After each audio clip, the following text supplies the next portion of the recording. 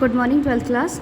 कल हमने हमारा फोर्थ लेसन स्टार्ट किया था लॉस ऑफ स्प्रिंग, जिसमें हमने फर्स्ट स्टोरी साहिब के बारे में पढ़ी थी, जो कि एक रैकपिकर होता है और सीमापुरी के अंदर रहता है। कैसी उनकी लिविंग कंडीशन होती है, कहाँ से वो आए होते हैं, इन सब के बारे में हमने कल पढ़ा था। आज इसी स्टोरी का सेकेंड पार्ट जो है वो स्टार्ट करेंगे। I want to drive a car. मैं एक कार चलाना चाहता हूँ। Mukesh insist on being his own master. तो जो आई है वो यहाँ पर मुकेश के लिए आया है। तो मुकेश जो है वो एक कार चलाना चाहता है।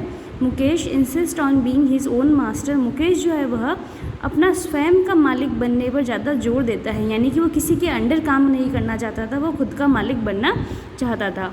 आई will be a motor mechanic he announce. और वह कहता है कि मैं एक मोटर मैकेनिक बनूँगा। Do you know anything about cars I ask. I यहाँ पर ऑथर के लिए आया है, एनीस जंग के लिए। तो एनीस जंग जो है वो उससे पूछती है कि क्या तुम कार के बारे में कुछ जानते हो। I will learn to drive a car he answer. वो जवाब देता है वापस कि मैं कार ड्राइव करना सीख लूँगा। लुकिंग स्ट्रेट इनटू माई आइज़। मेरी आंखों के अंदर देखते हुए वो कहता है कि मैं कार चलाना सीख लूँगा। His dreams looms like a mirage amidst the dust of streets that fill his town Firozabad. उसका जो सपना था वह एक मिराज के समान लग रहा था, मानो फिरोज़ाबाद टाउन जो था उसकी जो धूल भरी गलियाँ थी उसके अंदर, धूल भरी गलियों के अंदर उसका जो सपना था वो थोड़ा सा अस्पष्ट दिखाई देता था। Famous for its bangles. क्योंकि जो फिरोज़ाबाद जो था वह बैंगल मेकिंग के लिए फेमस था। Every other family in Firozabad is engaged in making bangles. Firozabad के अंदर हर एक दूसरा परिवार जो था वह चूड़ी बनाने का कार्य करता था। It is the centre of India's glass blowing industry. यह भारत का चूड़ी बनाने का, कांच को आकार देने का एक बहुत ही महत्वपूर्ण इंडस्ट्रियल एरिया था।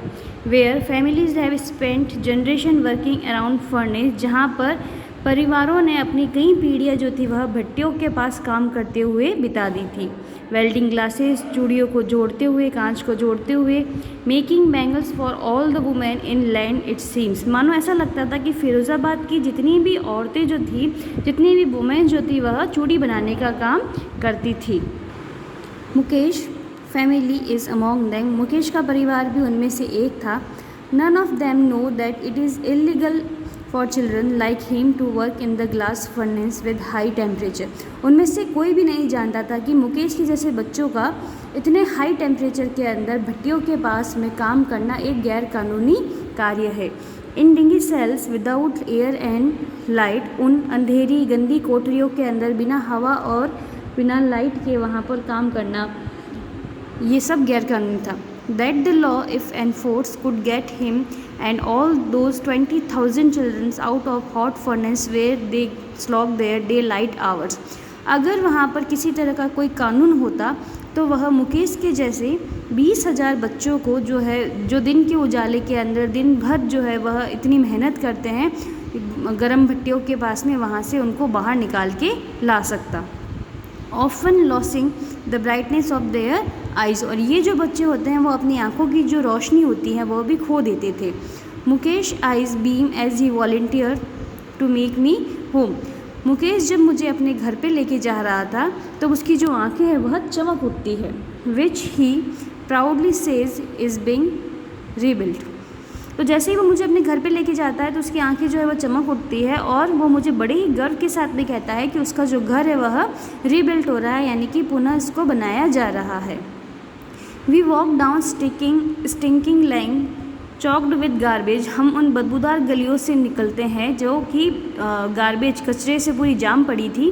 Past homes the remain hovels with crumbling walls. हम उन सभी घरों के पास से होकर के निकलते हैं जिनकी झोपड़ियाँ जो होती है उनकी दीवारें जो है वह टूटी फूटी होती है। वॉबली डोर्स, उनके दरवाजे जो है वो जर्जर होते हैं। नो विंडोज़, कोई खिड़कियाँ नहीं होती। Crowded with families of human and animals coexisting in a primary state. और वहाँ पर जो लोग रहते थे, वो जो फैमिलीज़ रहती थी, वहाँ पर इंसान और जानवर जो है वो आदिकाल के समान आज भी साथ साथ रहते थे। He stops at the door of one such house वह ऐसे ही एक घर के सामने जाकर के रुक जाता है। Bangs a wobbly iron door with his foot, और अपने पैर से उस लोहे के जर्जराते हुए दरवाजे पर एक ठोकर मारता है, यानी कि धक्का मारता है। एंड पुशेज इट ओपन, और उसको धक्का देके खोल देता है। We enter a half built shack, और हम वहाँ एक आधी बनी हुई, आधी निर्मित कुटिया होती है, झोपड़ी जो होती है, उसके अंदर एंटर कर जाते हैं। In one part of it thatched with dead grass, उसके एक भाग के अंदर सूखी घास की छप्पर लगा हुआ था। Is a firewood stove over which sits a large vessel of sizzling spinach leaves, और वहीं पर एक लकड़ी का चूल्हा लगा हुआ होता है, जिसके ऊपर एक बड़ा सा बर्तन रखा होता है, जिसके अंदर पालक की पत्तियाँ जो थी वह उबल रही थी। On the ground in large aluminium platters are more chopped vegetable, और वहीं ज़मीन के ऊपर एक बड़े से एल्यूमिनियम के बर्तन के अंदर अदर जो सब्जियां थी उनको चॉप करके रखा हुआ था, काट करके रखा हुआ था। A frail young women is cooking the evening meal for the whole family, एक कमज़ोर युवती जो थी वह वहाँ पर बैठ अपने पूरे परिवार के लिए शाम का खाना बना रही थी। Through eyes filled with smoke she smile, उसकी आँखें जो धुएं से भरी हुई थी, उन्हीं के साथ में वो मुस्कुराती है, यानी कि उसकी आंखों के अंदर धुआं गया हुआ था और वो वहाँ पर उनको देख करके मुस्कुराती है। She is the wife of Mukesh elder brother, वह मुकेश के बड़े भाई की पत्नी थी। Not much olders in years, वह उम्र में ज़्यादा बड़ी नहीं थी। She has begun to command respect as the bahu the daughter in law of the house, लेकिन उसने घर के अंदर एक बहू के रूप में अपना जो रेस्पेक्ट था, अपना जो सम्मान था, वह हासिल कर लिया था। Already in charge of 3 men, her husband Mukesh and their father, उसके ऊपर 3 लोगों की रिस्पॉन्सिबिलिटी थी, मुकेश, उसका हस्बैंड और उनके पिताजी। When the older man enter she gently withdraw behind the broken wall, जैसे ही ओल्डर मैन एंटर करता है, अब ओल्डर मैन कौन यहाँ पर, मुकेश और मुकेश का फादर, जैसे ही घर के अंदर एंटर करता है वह धीरे से टूटी हुई दीवार के पीछे चली जाती है। And brings her veil closer to her face, और अपने चेहरे के ऊपर एक बड़ा सा घूंघट डाल देती है।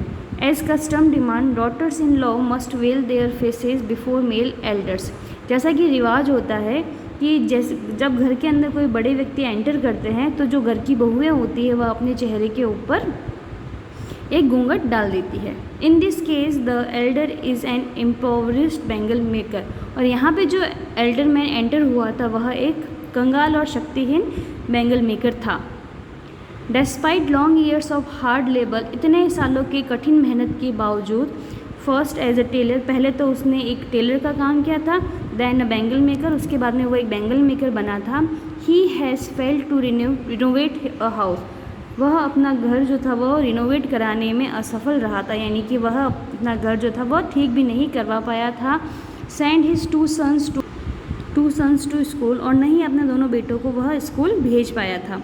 All he has manage to do is teach them what he knows, सिर्फ वो इतना कर पाया था कि जो कुछ वह जानता था उसने वह अपने बच्चों को सिखाया था। The art of making bangles, और वह सिर्फ चूड़ी बनाने का काम जानता था और यही काम उसने अपने बच्चों को भी सिखाया था। इट इज़ हिज करम his destiny says Mukesh grand mother, Mukesh की जो ग्रैंड मदर होती है वो कहती है कि यह इसकी नियति है, इसका भाग्य है। Who has watched her own husband go blind with the dust from polishing the glass of bangle, जिसने अपने खुद के पति को चूड़ियों, कांच की चूड़ियों को पॉलिश करते हुए उसकी जो डस्ट होती है उससे अंधा होता हुआ देखा था। Can a God given lineage ever be broken, she implies, वो वहाँ पर बैठी बैठी ऐसे ही बात करती है कि क्या भगवान के द्वारा ये जो वंशावली बनाई गई है, वंश परंपरा बनाई गई है, इसको कभी तोड़ा जा सकता है। Born in the caste of bangle makers they have seen nothing, bangle makers की कास्ट के अंदर, यानी कि बेंगल मेकर्स की जाति के अंदर पैदा होने का मतलब यह है कि वे लोग कुछ भी नहीं देखते हैं बट बैंगल, सिर्फ चूड़ियाँ ही चूड़ियाँ देखते हैं। In the house in the yard, चाहे फिर वो घर हो या फिर आंगन, उन्हें वहाँ पर सिर्फ हर जगह चूड़ियाँ ही वो देखते हैं। In every other house, every other yard, every street in Firozabad, हर एक घर में, हर एक आंगन में, फिरोज़ाबाद की हर एक गली में चूड़ियाँ ही दिखाई देती है। Spiral of bangles, Sunny gold, pedi green, royal blue, pink, purple, every colour born out of the 7 colour of the rainbow, वहाँ पर चूड़ियों का जो गुच्छा होता है उसके अंदर रेनबो के समान यानी कि जो इंद्रधनुष होता है उसके समान 7 कलर की जो चूड़ियाँ थी उस गुच्छे के अंदर देखी जा सकती थी। लाई इन माउंट इन अनकैम्प्ड यार्ड, जो कि एक बिना ढका हुआ जो आंगन होता है उसके अंदर एक बड़े से ढेर के रूप में पड़ी रहती थी। Are piled on 4 wheeled handcraft, और उसके बाद में उन चूड़ियों को जो ठेला होता है, हाथ से चलाने वाली जो गाड़ी होती है, उसके अंदर ढेर लगाया जाता था। Pushed by young man along the narrow lanes of the shanty town, और उसके बाद में जो यंग लड़के होते थे वह उन झोपड़ियों से भरी हुई जो पतले रास्ते होते थे वहाँ से उन ठेलों को धक्का दे करके आगे बेचने निकलते थे। And in dark hutments next two lines of flames of flickering oil lamps, और वही उन अंधेरी झोपड़ियों में उन टिमटिमाते हुए तेल के दीपक के सामने sit boys and girls with their fathers and mother, वहाँ पर लड़के और लड़कियाँ अपने पेरेंट्स के साथ में अपने फादर और मदर के साथ बैठे रहते थे। Welding pieces of coloured glass into circle of bangles, और वो वहाँ बैठे बैठे जो रंग बिरंगी कांच की जो चूड़ियाँ होती हैं उनको सर्किल के अंदर वेल्डिंग करते थे, यानी कि उनको गोल आकार देते थे। Their eyes are more adjusted to the dark than to the light outside, उनकी जो आंखें थी वह बाहर के उजाले से कहीं ज़्यादा जो अंदर का अंधेरा था उसमें एडजस्ट हो चुकी थी। This is why they often end up losing their eye sight before they become adult, और यही रीज़न था कि एडल्ट होने से पहले वो अपनी आंखों की रोशनी जो थी वह खो देते थे।